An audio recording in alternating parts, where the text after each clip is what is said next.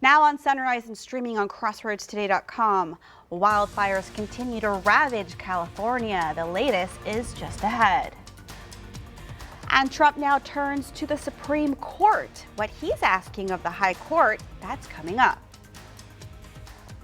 Plus, the Yoakum City Council held a special meeting on Wednesday. We have the details. And what I can guarantee you're going to be hearing on the news just about all day today, Thursday, is Winter Storm Cora, because that's coming off the mountains today, bringing some snow to North Texas and a rainy day to South Texas. We'll talk about all of that in the weather coming up. And Calhoun head coach Richard Whitaker retires after just 20 years. I'll tell you more in sport. You're watching 25 News Now Sunrise. Good morning, Crossroads, and happy Thursday. That's right, happy Thursday. Happy Friday Eve, as I like to call it. A great day. Well, it's been a long week for a lot of people with these temperatures. Yeah, been a chilly one. I just want to take this time to remind everyone there are warming centers available throughout our community. This is correct. At Our Lady of Sorrows, Trinity Hall, First United Methodist Church, and the Salvation Army. We have all that information posted on our website, CrossroadsToday.com. That's right. Because these temperatures, they're sticking around until, is it Monday? It's going to be a bit chilly. The night times are going to continue in the 30s and 40s for the next several days, all the way into next week. So yes, definitely go and take advantage of those warming centers, because obviously it's a bit chilly out there this morning. In fact, if you're tuning in with us right now, it is a little chilly. It's sitting at 43 right now here in Victoria, and the wind chill, that's in the 30s, sitting at 39 degrees right now in Victoria. That's because your winds are sustained between 5 to 10 miles an hour. Computer is reporting at 7 miles an hour out at the airport this morning. So I would recommend bundling up if you're headed out the door this morning, but I also recommend that umbrella. We're going to look at why that is here in a second. You may have just saw that. But right now, if you thought we were cold, look at North Texas. They are below freezing, sitting at 30 Amarillo, 30 in Lubbock, 31 Wichita Falls along the Red River, 26 in Marfa, 29 over there West El Paso, West Texas, where that system is really starting to come off the mountains. But all of us here in the Crossroads, we're all in the low 40s this morning. Some of us in the upper 30s in the western counties. Some might be in the eastern counties as well. And on the immediate coast, you are starting in the mid 40s, right next to that warmer Gulf water. But like I said, Winter Storm Cora is coming off the mountains right now. You can actually see it here on the satellite, spinning counterclockwise just over New Mexico. It's going to be entering Texas as we go through the rest of today. And you can also see some precipitation already starting to form ahead of that system. And if you add one and one together, that's precip attitude freezing conditions, you get snow. You can see that all that snow, purple color north of I-20, and sleet freezing rain north of I-10. But here in the Crossroads, we have a couple showers developing over the Gulf waters. Nothing really here in our inland county just yet, but that will look completely different in the afternoon. I can guarantee that. So if you're sending your kiddos at the door, grab that umbrella and keep it. We're going to look at the details of your day and more coming up next. With a sentencing hearing scheduled for this Friday, President-elect Donald Trump now turns to the Supreme Court. The president-elect is now asking them to block criminal proceedings in his New York hush money case. The filing comes after a New York appeals court judge declined to block the sentencing that was handed down by Judge Juan Merchan. Trump's attorneys are continuing to argue the case should not go forward because he was protected by presidential immunity as recognized by the Supreme Court earlier last year.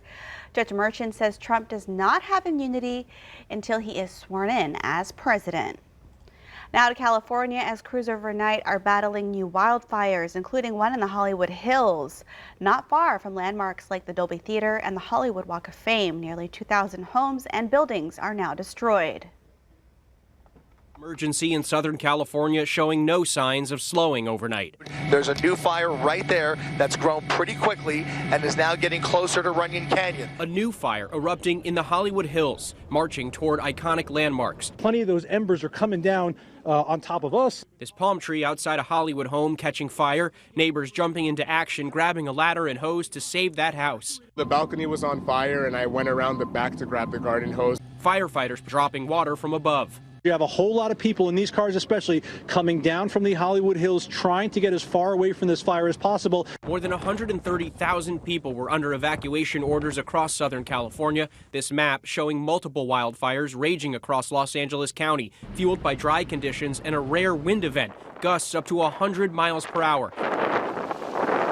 Fire in Pacific Palisades, now the most destructive in Los Angeles history, leveling entire blocks, reducing grocery stores and banks to rubble. The flames tearing through highly populated and affluent neighborhoods. Mansions reduced to flaming embers. More than 2,000 homes and buildings have been damaged or destroyed from Pasadena to the Pacific coast. The Eaton fire exploding to more than 15,000 acres in just 24 hours. Flames marching down the mountains into densely packed communities, killing at least 5 people. These images show before and after the flames consumed a neighborhood in Altadena. This is an elementary school. The building is starting to now completely fall apart. It's being pushed by these heavy winds, and as it moves, it is turning, as you can see, day into night, pitch black down that way. The California National Guard activating more than 600 service members in what's being called a massive response. Military police helping law enforcement and firefighters. Officials confident they can get a handle on the fires after the winds die down tomorrow. We'll have red flag conditions probably until Friday. They're going to keep that warning up. After that, everything really starts to kick into gear and we're able to really get the upper hand. The full scope of the damage may be unknown for days. Andrew Dimbert, ABC News, New York. The 39th U.S. president is lying in state in the rotunda of the Capitol for a second day as members of the public pay their respects. President Carter will remain at the Capitol until Thursday morning when he is transported to Washington National Cathedral for a state funeral. President Joe Biden is expected to deliver a eulogy. We'll go to Washington for more later. The Yoakum City Council held a special meeting to review the city manager's performance in his role. It's been 6 months since Michael Mitchell was hired to lead city operations. During the session, council members highlighted his accomplishments and identified key areas for improvement. They met for several hours but did not take any formal action after. The city manager's seat has had turnover in the last few years. First, Kevin Coleman left in 2023 after 12 years as city manager. William Lynn was hired next, but was released from the role after a few months. Mitchell is the latest hire, overseeing city operations since July 8th, 2024. Before this, he was an assistant city manager and school board member in Central Texas. Yes, we want to grow it, and we want him to take the lead on that and give us a good direction. The council emphasized their commitment to ongoing dialogue and collaboration as they work to shape the city's future under Mitchell's leadership. They will have another meeting Tuesday at 5:30 p.m. The Jackson County Sheriff's Office wants the public's help in identifying the owner or driver of a white Toyota Tacoma. On December 26, 2024, 2 victims were targeted in a theft forgery scam in Edna after meeting a man named Jonathan at a convenience store in Victoria. The man paid the victims with counterfeit money before fleeing the scene. Surveillance video shows the suspect's vehicle with a sticker in the bottom right corner of the back window. If you have any information, please contact the Jackson County Sheriff's Office at 361-782-3371. And here are some of the top headlines you can read in the Port Lavaca Wave. Local officials take the oath of office and workers discover historical remnants during a renovation of a donated building. You can read these stories and more at portlavacawave.com. And remember, follow us on our YouTube channel, Crossroads Today. Hit the like button and click that notification bell. The time now, looking at our clock up here, it's 6:38 on our Thursday morning. Here's a look at what's coming up next on 25 News Now Sunrise.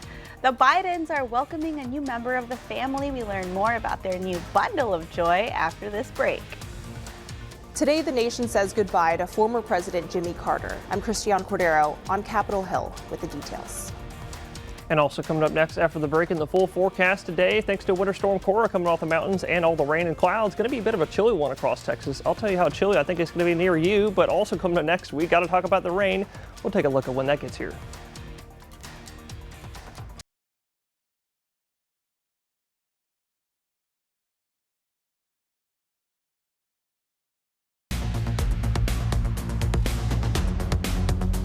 Well, good morning, Crossroads. You're looking live in Cuero. Still plenty chilly out there, even up in Cuero right now. Y'all are sitting at 41 degrees right now. And your wind chill, that's in the 30s still. That's at 37, a little bit colder than Victoria's wind chill. It's because your winds are still between 5 to 10 miles an hour sustained. Gusts have been reported between 15 to 20 this morning. So I would recommend bundling up with that information I just gave to you. That's a little bit chilly, especially the wind chills, especially with that wind hitting on your body. But for today, going to be a rainy day, and we already have a couple showers that they're looking at your radar. Some of them are starting to enter our southeastern counties right now, going up into Matagorda and Jackson County, the southern parts of that is. It looks like Port Lavaca, Port O'Connor, and Plashes just had some decent rain not too long ago. Not decent, but they had some showers. But I promise you, this radar right there going to look completely different as we go into the afternoon time today, because I'm just going to press, here's noontime right here. I'm just going to press play, and you're going to see nothing but that rain all day long. Here's 9 p.m. You can go into this evening. Here's midnight right here and going all the way into tomorrow morning. I think the rain is going to be steady with us all the way up until about 5, 6, or 7 a.m. tomorrow morning, as you can see right here. Here's 7 a.m. And after a winter storm Cora pushes eastward, that's going to allow for our clouds to decrease a little bit down to mostly cloudy skies for the day tomorrow, Friday. See right there, mostly cloudy, and allow for another chilly day tomorrow. And it's also going to send another batch of cold air through our area, which is why we have the alert day. We'll look at why that is here in a second. But rainfall totals, that's looking pretty nice to us. We're going to be expecting a solid 1.5 inches to all the way up to 2.5.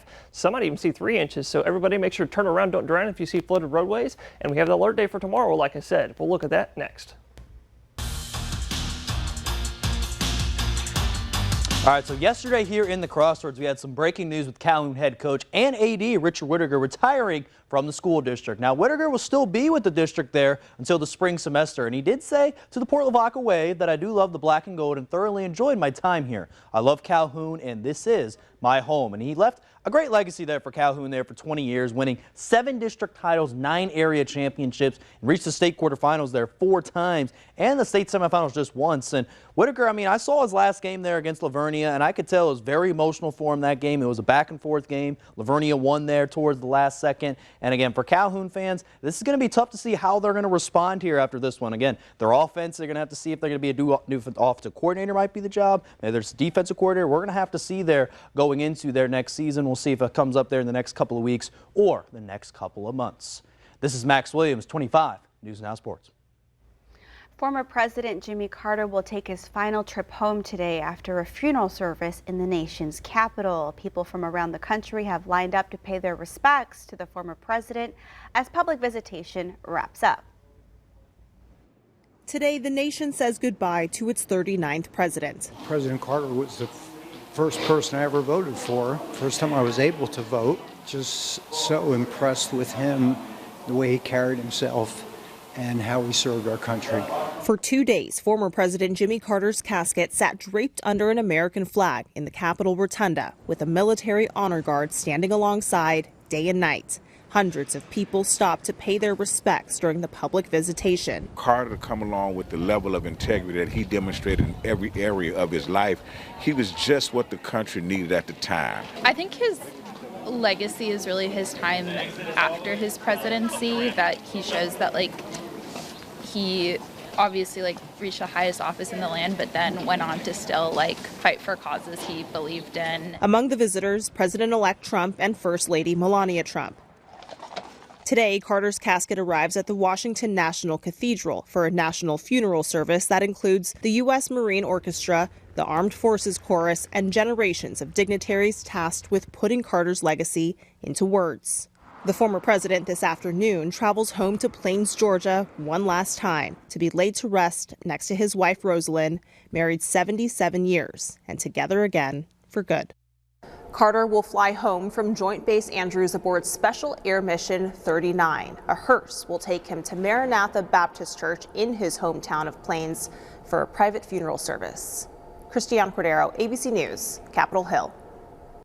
In observance of today's National Day of Mourning, the stock market's NASDAQ will close all equities and option markets. The U.S. Postal Service will suspend regular operations, and all federal departments and agencies will be closed to honor the late president. President Biden and First Lady Jill Biden met a new member of the family Wednesday. A photo posted on the First Lady's Instagram account shows the Bidens with their first great-grandson. William Brandon Neal IV was born at Cedars-Sinai Medical Center in LA. He is the son of the president's granddaughter Naomi and her husband Peter Neal. President Biden is now the first modern president to have a great-grandchild born while in office. And here's some of the top headlines you can read in the Career Record. A new era of law enforcement in DeWitt County started on January 1st, and Yorktown was transformed into a Christmas wonderland. You can read these stories and more at DeWittCountyToday.com. The time is now 6:46 on our Thursday morning. Still to come on Sunrise. Artificial intelligence could pose a threat to your job.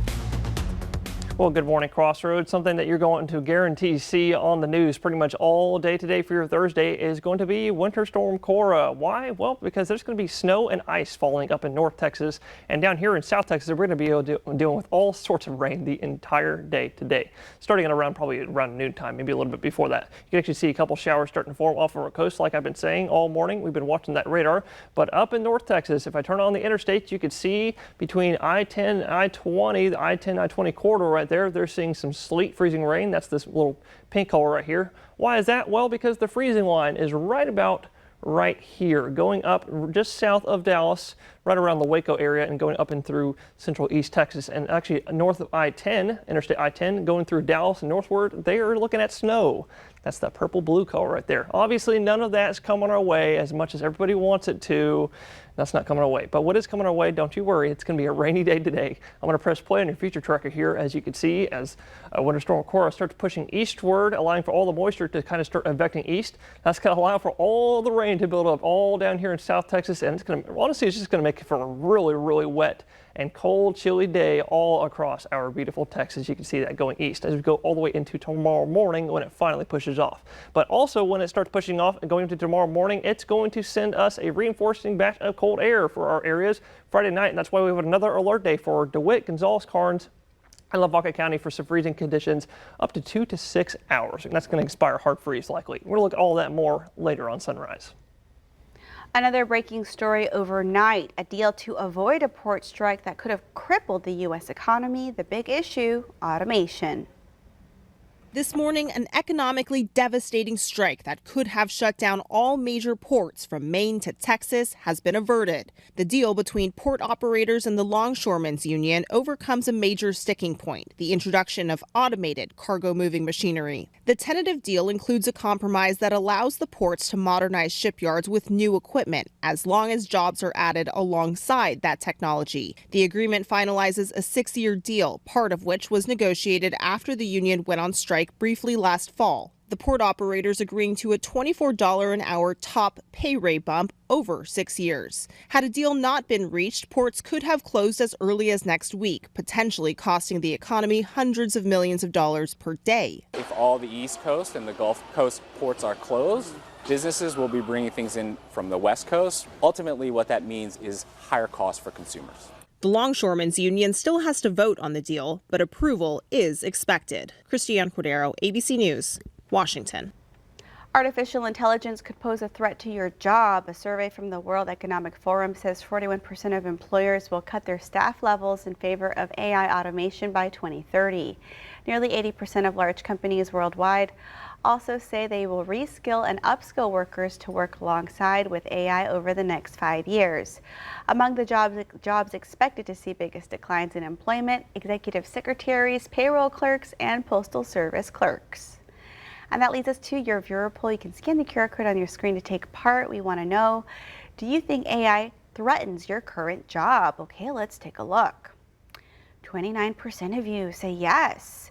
71% of you say no. Come to crossroadstoday.com/vote to take part in our viewer poll. Still to come on Sunrise, news to know before you go. The latest on a special report that the president-elect is attempting to block from being released.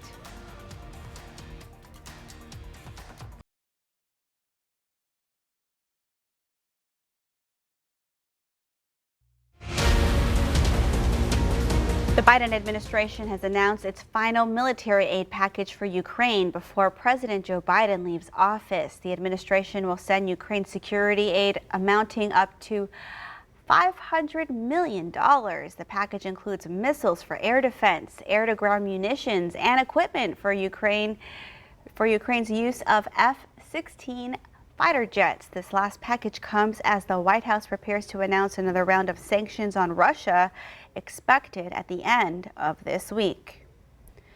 President-elect Donald Trump's lawyers are urging a federal court to not release special counsel Jack Smith's report. They say its only purpose is to disrupt the presidential transition and undermine Trump's exercise of executive power. The Justice Department already indicated Attorney General Merrick Garland decided not to publish one of the 2 volumes, which deals with classified documents. Winter Storm Cora could end up being one of the worst southern snowstorms in years as it takes a pummeling path across the states the next few days. Forecasters expect it will track from parts of New Mexico to the Carolinas by Saturday, but some predict some states just north of that range will be impacted. Today, the Southern Plains region is the epicenter of the storm, and Texas officials say the state's power supply should be adequate. The U.S. government has expanded testing of the nation's milk supply to better track the spread of bird flu.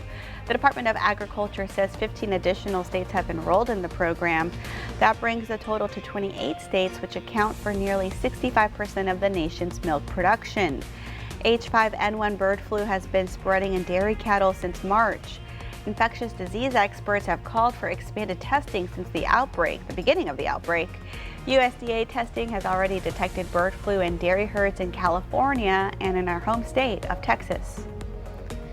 Sign-ups for the Affordable Care Act, otherwise known as Obamacare, are nearing a new record. The Biden administration announced Wednesday nearly 24 million people have signed up so far.